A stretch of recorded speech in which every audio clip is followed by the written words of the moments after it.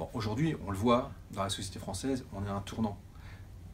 La façon de travailler, le contenu du travail est vraiment impacté par révolution numérique, révolution des usages, et donc il y a besoin de réinventer des formes de travail.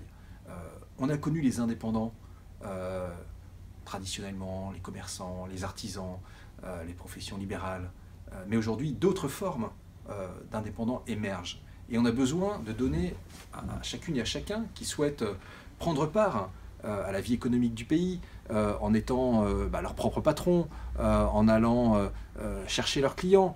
Parce que comme le dit Emmanuel Macron, c'est plus facile parfois de trouver un client que de trouver un employeur, et bien de bâtir un cadre dans lequel ils peuvent s'épanouir, et au-delà de s'épanouir, apporter leur valeur ajoutée à la société qui est la nôtre.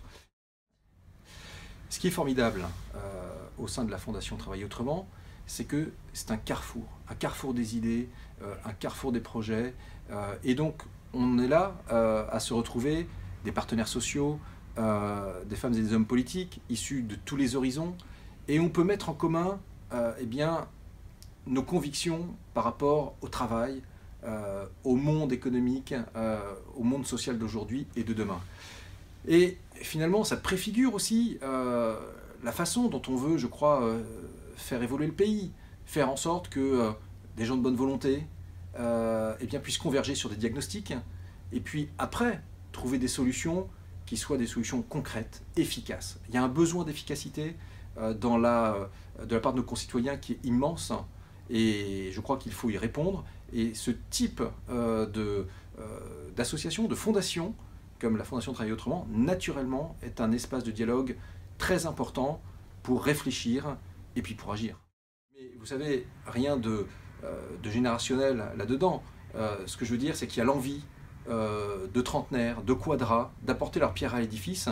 Et c'est ça aussi qui fait la richesse de la société. C'est faire que toutes les générations, à un moment, sont en capacité de travailler ensemble, et puis de construire des solutions durables. Et on a besoin pour cela de points de vue différents. C'est vrai que quand on a grandi dans les années 90, on n'a pas le même point de vue que quand on a grandi dans les années 70, et tout ça s'enrichit mutuellement.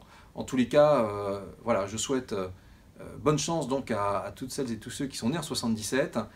2017 s'annonce comme un grand cru, et espérons qu'il apporte énormément à la France, au pays, on en a besoin.